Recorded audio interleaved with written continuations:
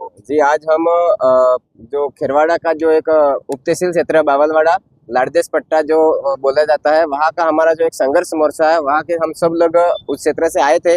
आज हम हमारे जो लाड़देस क्षेत्र की जो आज से नहीं आज़ादी से पूर्व से लगा करके आज तक की जो सौदा जो सूत्रीय जो मांगे है उनको लेकर के हम क्षेत्र में आए थी। और मांगे बस वही है जो कोई नई पुरानी नहीं है, मांगे वही है शिक्षा, स्वास्थ्य, सड़क, चाहे जंगल जमीन के हो या फिर इसी प्रकार की जो हमारी समस्या थी उनको लेकर के हम आज जिला मुख्यालय आए थे।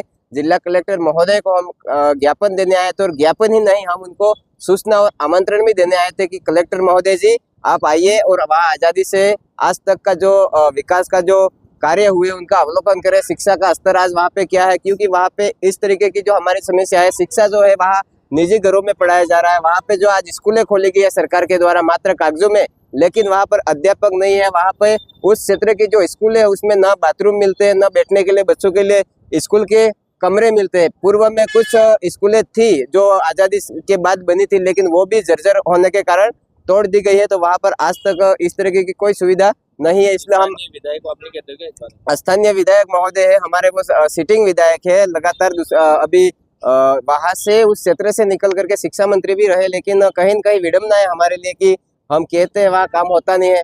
विधायक हो, सांसद हो या फिर मंत्री भी हमारे टीएडी के, हमारे उसी क्षेत्र से रोज डूंगरपुर के बीजेपी के प्रभारी बना रखे हैं डूंगरपुर में, और वो रोज उसी क्षेत्र से गुजरते हैं। उनको पता है कि इस क्षेत्र की क्या स्थिति है, लेकिन वो कभी वहां पर 2 मिनट रुक करके बोलने के लिए तैयार नहीं है, क्योंकि उन लोगों को वहां पता नहीं। हम सरासर आज कहना चाहते हैं क्या वो बांग्लादेश का टुकड़ा है वो जो क्षेत्र है वो, या फिर पाकिस्तान का एरिया है? क्यों आप उस एरिया को अनदेखा कर रहे हो? चाहे सत्ता बीजेपी की हो, चाहे सत्ता कांग्रेस की हो, हमें किसी से कोई लेना देना नहीं।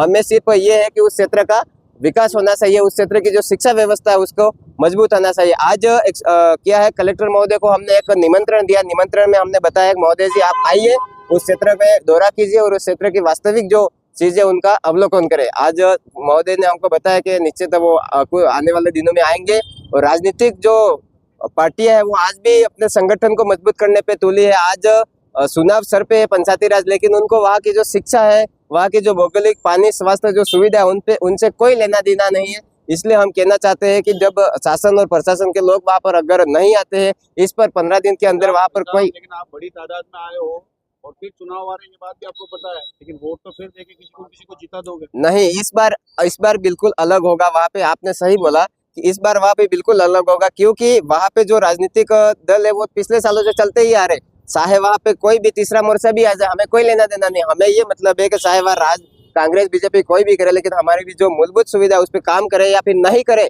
तो उस क्षेत्र में इस बार हो सकता है कि पंचायती राज चुनाव में उस क्षेत्र से हम किसी को भाग ही नहीं लेने दें, और वहाँ पे इस तरह की गतिविधियां होने में भी हम बाधा उत्पन्न करेंगे। इसकी जिम्मेदारी शासन प्रशासन की होगी।